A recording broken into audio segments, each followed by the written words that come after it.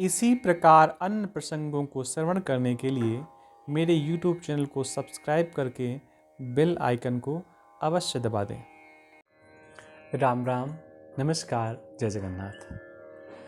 कोई भक्त किसी भी प्रकार का पूजन कर रहा है और उस पूजन से भगवान को कष्ट नहीं है तो हमें प्रयास करना चाहिए ऐसे उस भक्त को कोई नई विधि न समझाई जाए। एक भक्ता हुई परम भक्ता जिनको जो पुरुषोत्तमपुरी में रहती थी। देखिए, पुरुषोत्तम भगवान कृष्ण हैं और पुरुषोत्तमपुरी है जगन्नाथपुरी। वहाँ पर वो रहती थी। नाम था उनका कर्माबाई। बड़ी सीधी सादी भक्त थी और जैसी धन की व्यवस्था थी उस हिसाब से खिचड़ी रोज बनती थी। देखिए, किसी के यहाँ खिचड़ी बन रही हो तो आप समझ लीजिए कि व्यवस्थाएं थोड़ी सी सामान्य हैं, बनाने वाला नहीं है या व्यवस्था नहीं है। वो रोज खिचड़ी बनाती और भगवान का स्मरण करती, जगन्नाथ जी को पुकारती, जगन्नाथ जी बालक रूप में आते, कर्माबाई के गोद में बैठ करके भगवान खिचड़ी खाते, जल पीते और फिर चले जाते। इसमें एक विशेष बात ये थी कि जो खिचड़ी वो कर्माबाई बनाती थी वो प्रातः काल ही बना देती थी, बहुत जल्दी। एक दिन एक साधु महात्मा वहां से निकले। उन्होंने कर्माबाई को खिचड़ी बना करके भगवान को खिलाते हुए देखा, छोटे से लड्डू गोपाल को खिलाते हुए देखा। उन्होंने देखा कि कर्माबाई तो बिना स्नान के, बिना नियम और ध्यान के खिचड़ी बना रही है। तत्काल महात्मा ने अपना कर्तव्य समझा और कर्माबाई को समझाया कि देवी, ऐसे खिचड़ी नहीं बनाते। उसके पहले स्नान करना चाहिए, ध्यान करना चाहिए, फिर भगवान का स्मरण करते करते खिचड़ी बनानी चाहिए, उसके बाद भगवान को भोग लगाना चाहिए। कर्माबाई को उस महात्मा के द्वारा कही हुई बात समझ में आ गई और अगले दिन से कर्माबाई जी ने वही किया। प्रातःकाल उठी, पहले क्या करती थी, उठ करके तत्काल भोजन बनाती थी। आज वो उठी और उठने के बाद उन्होंने स्नान किया, पहले जो भी पूजा प्रार्थना महात्मा ने बताई थी वो पूरी की, उसके बाद खिचड़ी बनाई।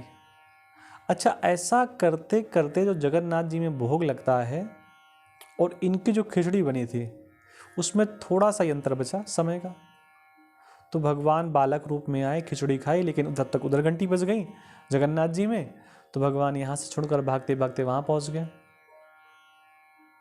आज जो कर्माबाई थी भगवान को न तो अच्छे से खिला पाई और ना भोजन के बाद पानी पिला पाई। कोई बात नहीं, कर्माबाई को लगा ऐसे ही होता होगा, महात्मा ने जो कहा था। लेकिन जब जगन्नाथ जी के पुजारी ने भगवान का पूजन किया, आरती की, भोग लगाया, तो देखा कि ओंठों के पास कुछ चावल लगे हुए हैं, खिचड़ी लगी हुई है। तो पुजारी ने भगवान से पूछा कि प्रभु सच सच बताइए, आज कहाँ से खा करके आए हैं और आपके मुंह पे ये जूठे चावल क्यों लगे? भगवान ने पूरी बात बता दी अपने भक्त से। कि भक्त से भगवान ने कहा कि देखो, ऐसा है कि खाने तो मैं रोज जाता था और मैं रोज कर्माबाई जी के यहाँ जाता था, खिचड़ी खाता था और पानी पी करके वापस आता था। आज भी खाने गया था, लेकिन कल एक महात्मा आए और महात्मा ने पूजा की विधि बताई और उस पूजा की विधि का परिणाम कि कर्माबाई जी को खिचड़ी बनाने में समय लग गया। मैं खिचड़ी खाने गया तो उसी समय तुमने बुला लिया, तो मैं बिना पानी पिए चला आया। भगवान और भक्त के बीच में बहुत सामंजस्य था।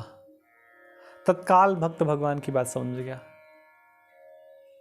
वो पुजारी ने पूरी जगन्नाथपुरी में ढूंढवाया कि वो महात्मा कौन है जिसने कर्माबाई को खिचड़ी बनाने का तरीका बताया, उसको तुरंत उपस्थित किया जाए। महात्मा उपस्थित हुए।